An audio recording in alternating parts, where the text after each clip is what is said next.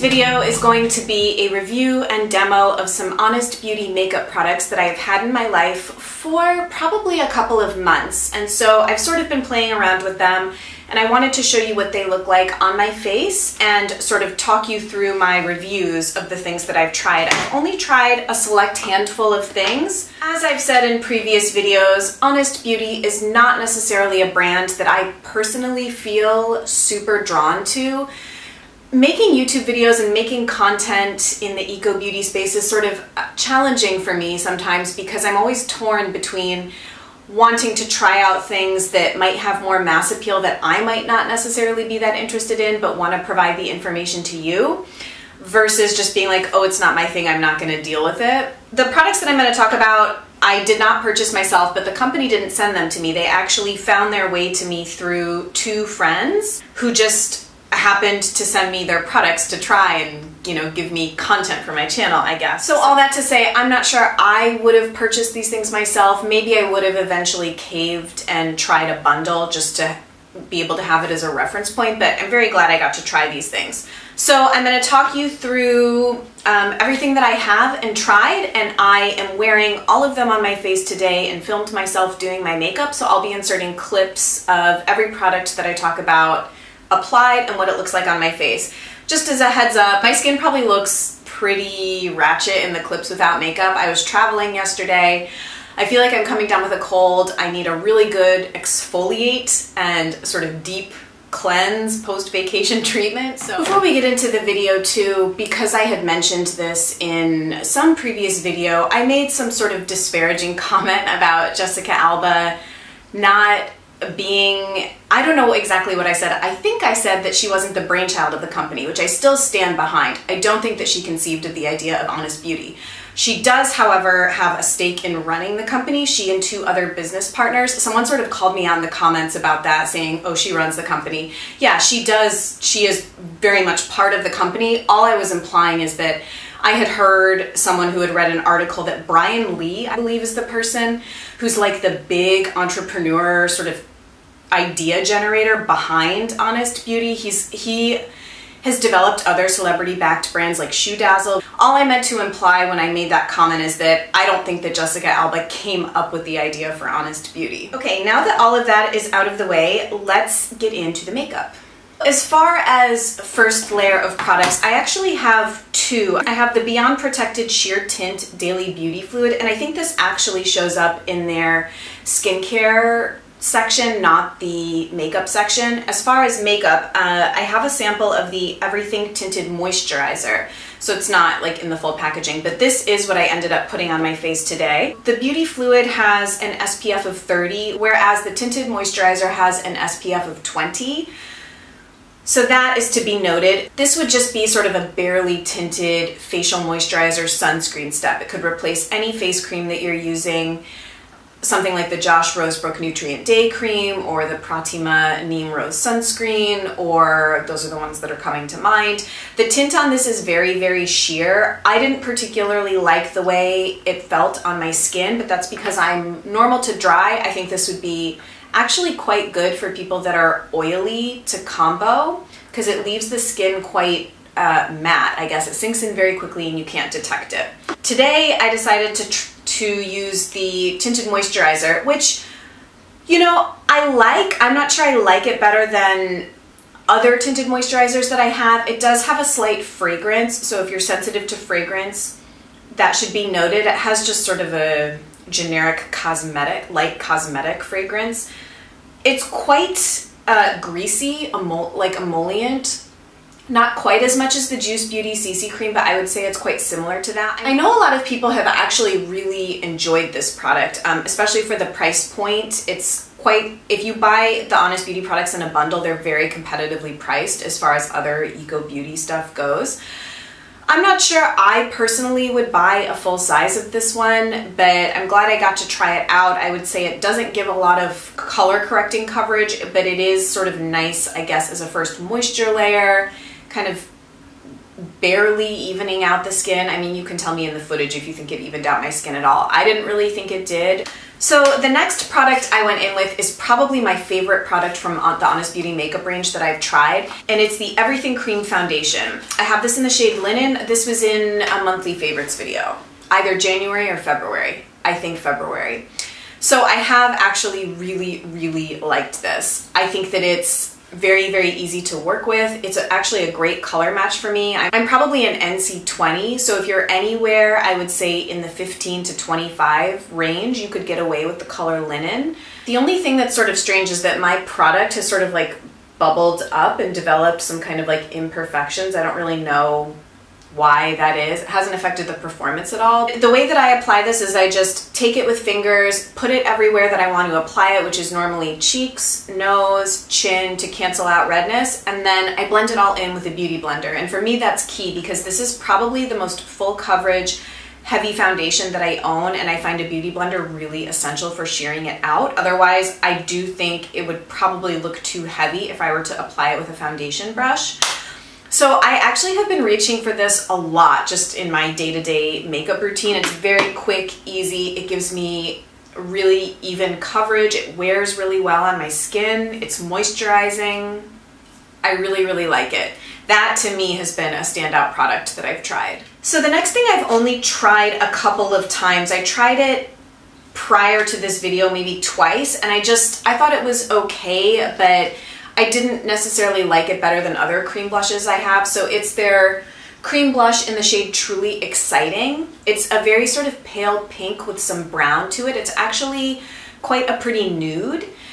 The formula of this is one of the more moisturizing cream blushes I feel like I've tried. Color-wise, I think it's probably similar to something I have, like the Gressa Lip Boost in Bare, which I don't like on my lips, but I actually really love that product on my cheeks. Maybe something also similar to the Tarte Love Flush blush in Baby Love or Tarte Exposed. Just kind of a nice nude, gives some definition and color to the cheeks.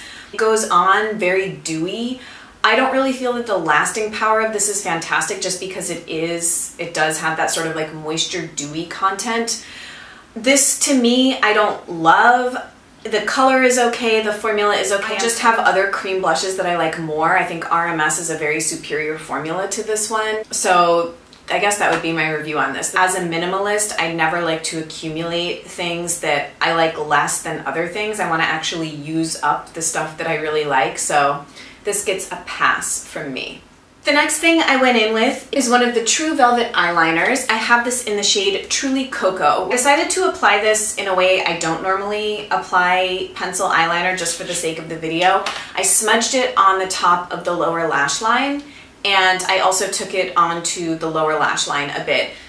If you're curious, I just had some MAC eyeshadows on to kind of give some slight definition to my eye, kind of a light, I think I had MAC Malt all over the lid and MAC Hoax and Quarry in the crease, and then I had Satin Taupe on the lower lash line. I just used my little Z palette of neutral MAC shadows that I have.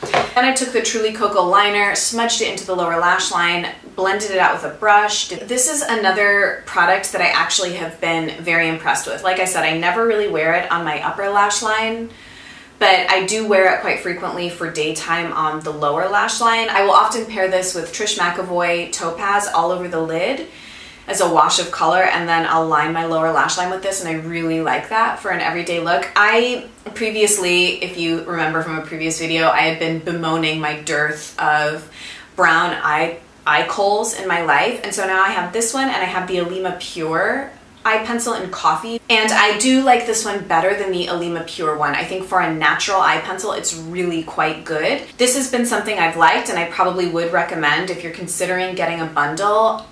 I think this is worth throwing in. Just to be noted, I don't often have issues with kind of a lot of smudging or transferring. I think that, I mean, I guess I do, but I'm sort of used to it. I have very oily eyelids. So no matter what formula or application method or anything, I do get migration of eyeliner down underneath my lower lash line. I've just kind of come to accept this. I never go anywhere without Q-tips, and I do have to do a cleanup, but I would say it's definitely a superior formula to the Jane Iredale eye pencils and the Alima Pure eye pencils as far as eco-branded eye kohls that I've tried. Then the last thing is what is on my lips, and it's one of the Truly Kissable lip crayons in Sheer Chestnut Kiss. This product is sort of I have similar opinions about this that I did with the blush. I tried it a couple of times since I've had it, and I didn't love it. The color is okay. It's just kind of a very brown-based nude color. I think it looks okay on me. I just don't love the formula of this. It's a little bit too glossy for me, even for an everyday kind of casual lip look. I much prefer my new Trish McEvoy sort of jumbo lip product. I can't remember the name of it right now. I will reach exclusively for that, although they're totally different colors. This also, to me, it has a slight scent and it's kind of plasticky, and that's just something that I can't tolerate in a lip product. If I detect any sort of weird plasticky scent profile, or I can kind of like taste it. Sometimes if a lip product has that kind of plasticky scent, you'll be able to taste it as well. So I just don't love this. To be noted, just because I don't know how much it's distorting the color, I did have on lip liner before I applied this, and it was the Trish McEvoy Longwear lip liner in Barely Nude, which I do really like. So I think it sort of maybe amped up the color of this. I would say it's sort of medium opacity as far as a product like this goes. The lasting power is medium.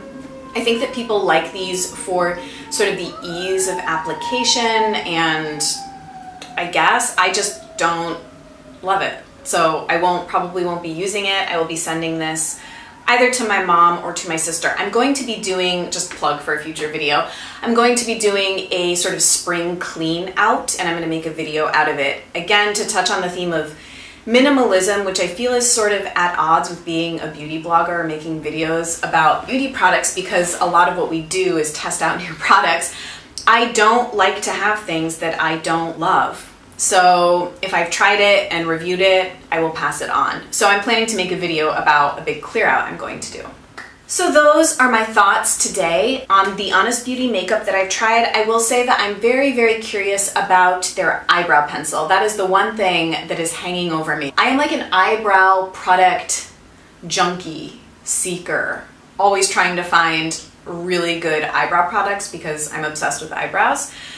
That I really want to try. I'm vaguely curious about their sort of illuminating powders. I'm not a big powder person, but I've heard that they're very, very similar to the Hourglass powders. Or maybe they're more highlightery. Anyway, I've heard that they're really nice. So those are maybe the two additional things I would be interested in. I've heard the mascara is nothing special. The concealer is probably fine, although I'm much more curious to try the Well People concealer. So that's not high on my list. And I think that's probably all I have to say. I would say if you're getting ready to do a bundle, the Everything Cream Foundation is really amazing, and the eye kohls are also really good. Everything else is sort of a meh to me, but that's just sort of a personal preference, and I can kind of be a snobby biatch about makeup. So do let me know if you have any questions, or if you have tried other Honest makeup that you think that I would like, given what I've told you here today. Color-wise or product-wise, please feel free to leave me a comment. I would love to hear about your experience with Honest Beauty. I know a lot of people are very on the fence. Some people really love the accessibility, kind of the mainstreaming of green beauty, and the price point, the fact that they're going to be carried at Ulta very soon, and then some people feel sort of turned off, I think, by similar reasons that I do, the sort of the celebrity-backed status, the fact that they have a very wide, diverse product range now, kind of trying to be all things in the eco-beauty space. So I think that that kind of turns some people off who prefer sort of a more curated, thoughtful, conscious, cultivated product experience. Wow, that sounds super like bougie and elitist, but those are, I guess, kind of the camps that I feel like people fall into with this. So let me know where you stand. I would love to hear. As always, thank you guys so much for watching, and I'll see you in my next video really soon. Bye.